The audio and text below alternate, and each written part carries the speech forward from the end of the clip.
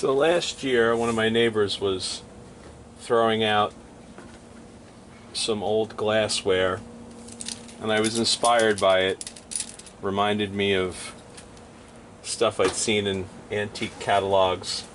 They used to have something called a hyacinth glass, where they would put a single bulb in a glass vase, and you could watch the roots go down, and it would flower for you. So last year I said, I had some leftover tulip bulbs. Let me see how this works. So I tried it.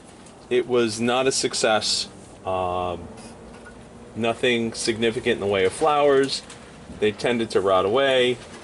The one that I did manage to get, I don't know how this thing survived the summer, but it came through the summer and it started resprouting very recently. So I don't have the heart to trash him, so I'm going to pot him up on his own.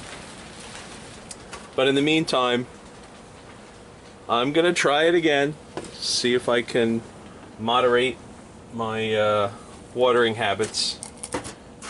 So, found some glass beads at the dollar store. I'm going to try a little bit deeper this year, see if that makes a difference. I also was battling squirrels or something that were getting into the greenhouse and trying to chew up my tulip bulbs. So I'm just going to throw these in here. I'll top them off with some water, and we'll see how they behave. I know they're going to throw roots. It was a lot of fun to watch the growth habit or pattern of the tulip, because this whole bulb literally disappears and you end up with a slim stem, bunch of roots, and then the poor thing has to rebuild its bulb all year. Somehow this guy managed to do it, even made an offset, but doesn't look like a very happy or healthy offset. So we'll give him some soil, see how he does. In the meantime, what I've discovered is that you really need to go deep. If they tell you that the plant needs to be 4 inches deep, there's a reason. This is one that I did last week. The tulips had been sitting out way too long and were already starting to green up, but you can see it's starting to push the soil up. I have no doubt that it's busy making tons of roots. My greenhouse is not as cold as I would like. We're having a slightly warmer than usual winter, and this pot way too shallow. You can see how the roots are starting to push the bulb up. So be curious to see if we get any blooms out of them. So that being said,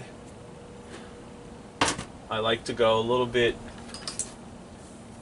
deeper. So I've got this cascade pot that I found that I'll use it for the spring. Just throw some bulbs in it. It'll almost be like a kuzumono. I'm not quite sure I want to think of it as a kuzumono, but it's fun. Keeps me entertained. Uses my leftover flower bulbs.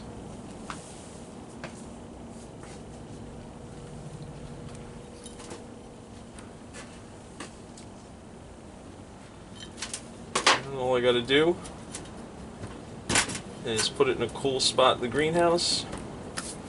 Soil's pre-moistened. Water it occasionally, and see when the flowers show up.